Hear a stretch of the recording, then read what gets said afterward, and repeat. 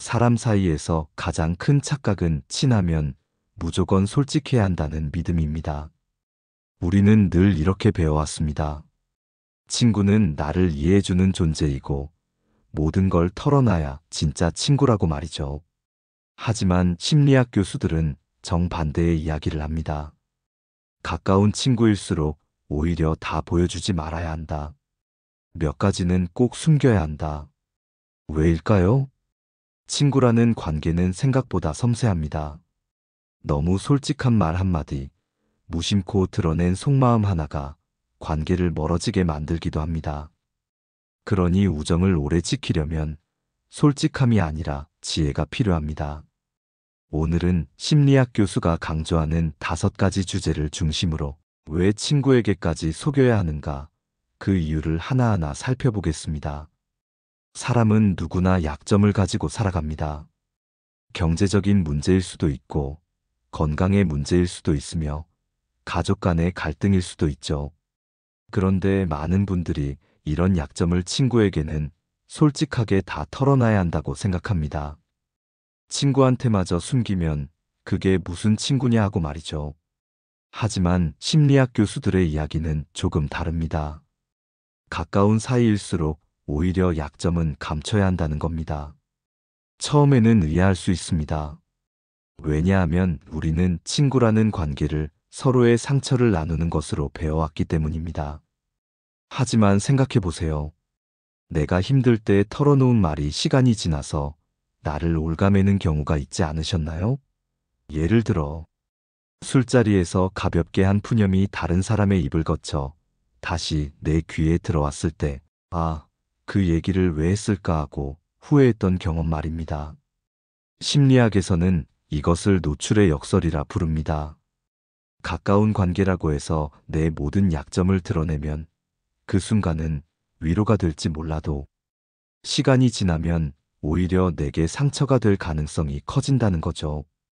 친구와의 관계가 틀어졌을 때 가장 먼저 떠오르는 건 내가 과거에 그 친구에게 털어놨던 약점들입니다.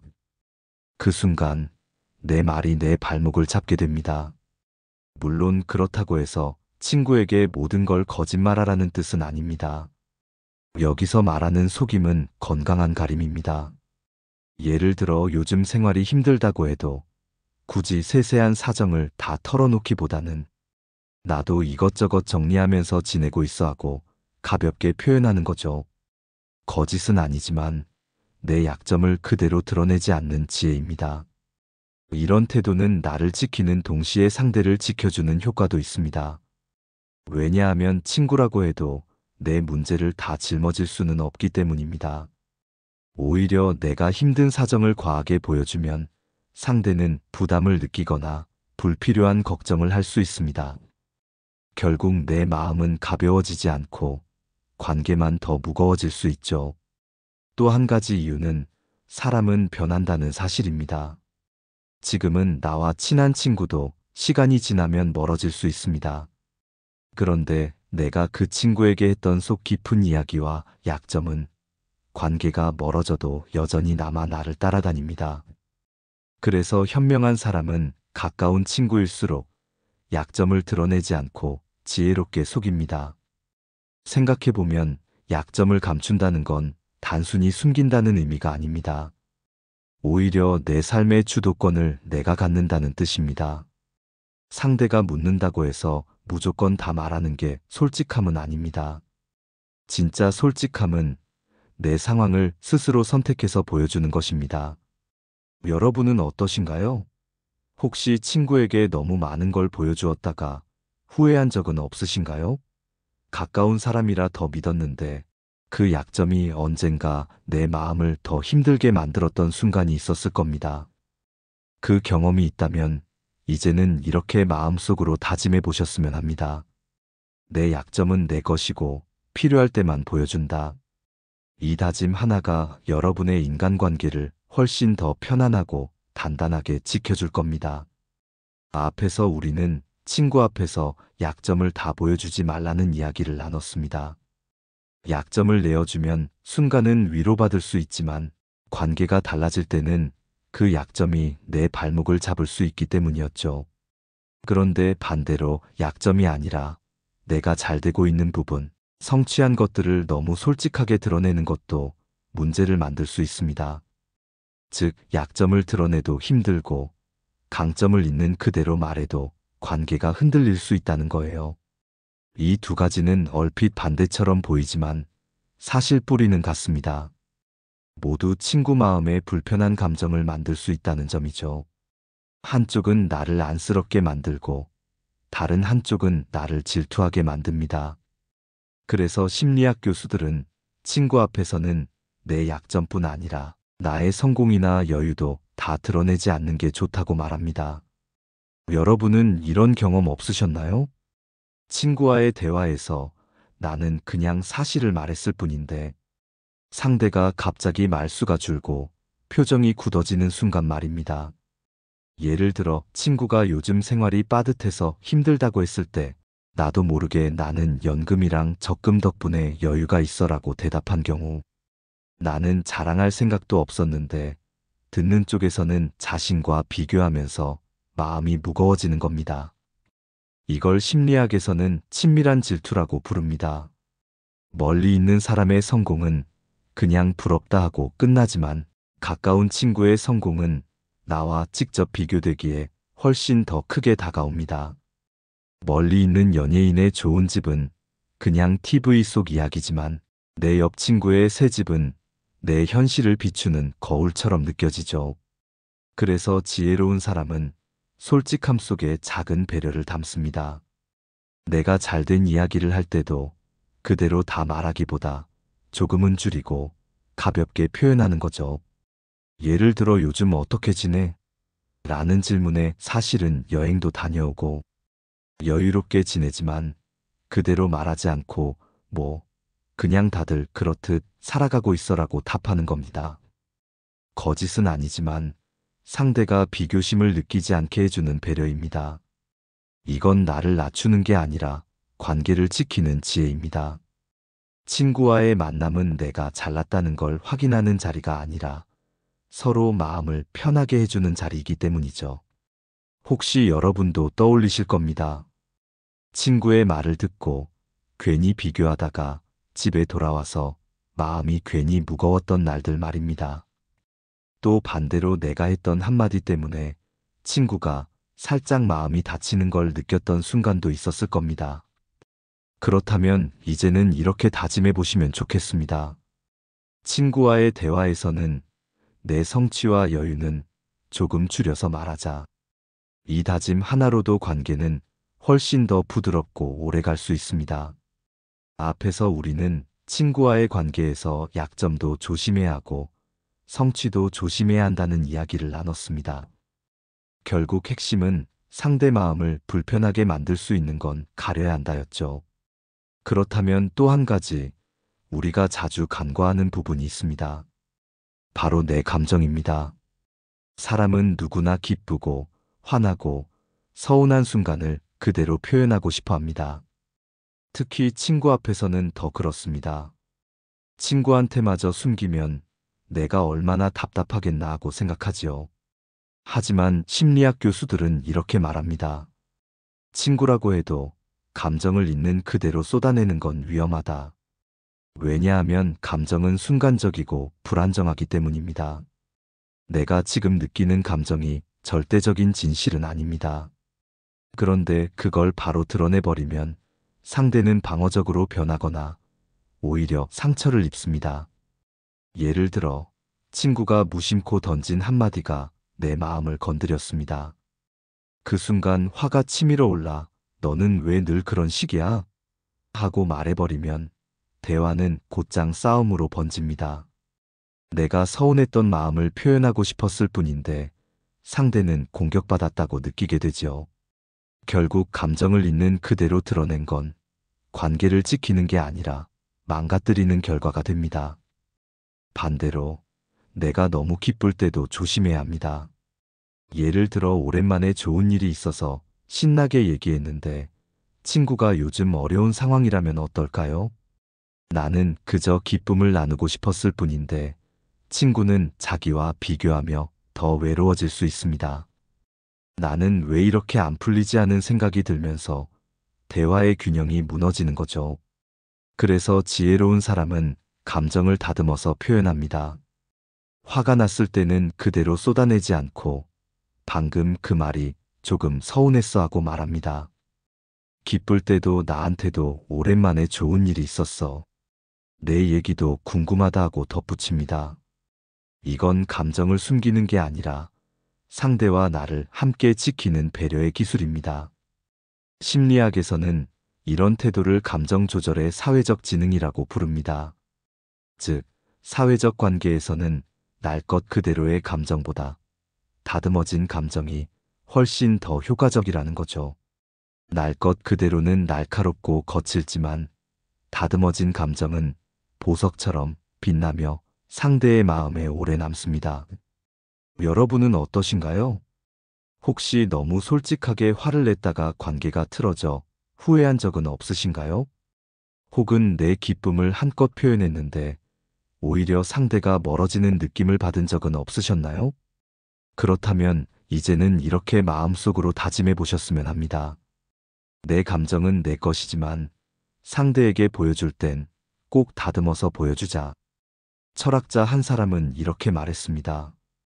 감정을 다스릴 줄 아는 사람은 세상을 다스리는 사람보다 강하다. 세상을 다스릴 수는 없어도 내 감정은 내가 다스릴 수 있습니다.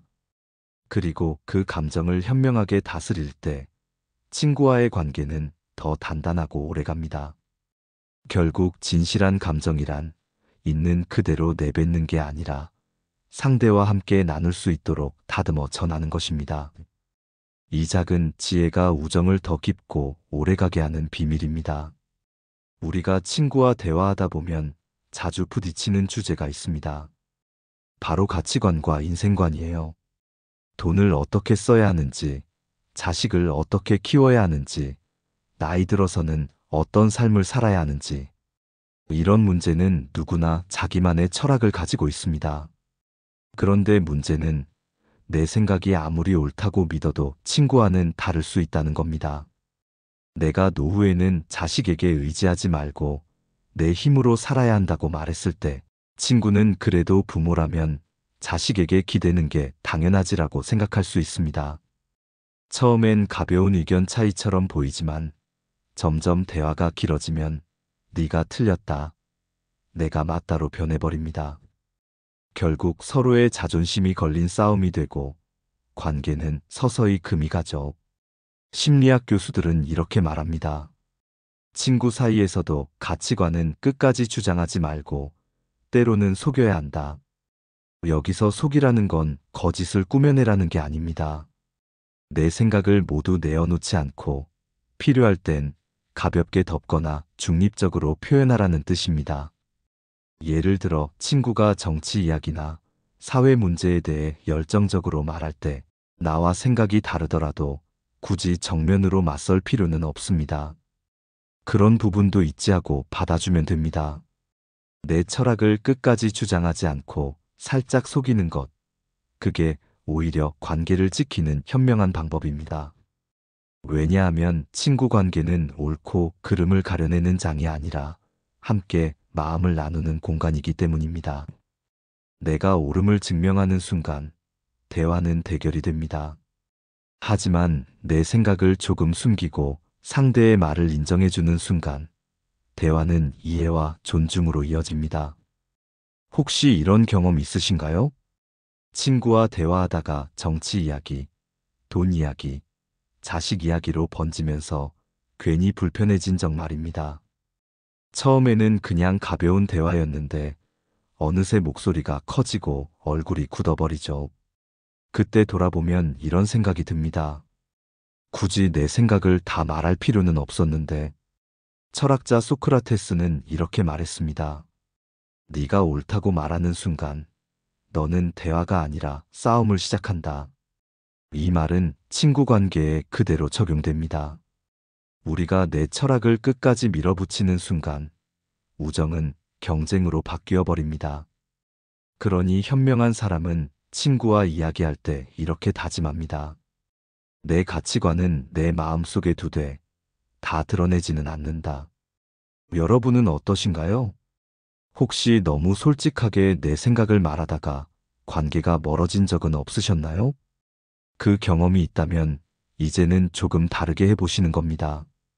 내 철학이 옳아도 때로는 속여야 관계가 오래갑니다. 그건 비겁함이 아니라 서로 다름을 존중하는 지혜입니다. 우리가 살아가면서 가장 소중히 간직해야 할 것은 바로 미래에 대한 계획과 내 속마음입니다. 친구에게 모든 걸 털어놓고 싶은 순간이 있지요. 내가 곧 이런 일을 해보려고 해. 사실 내 마음속에 이런 결심을 하고 있어.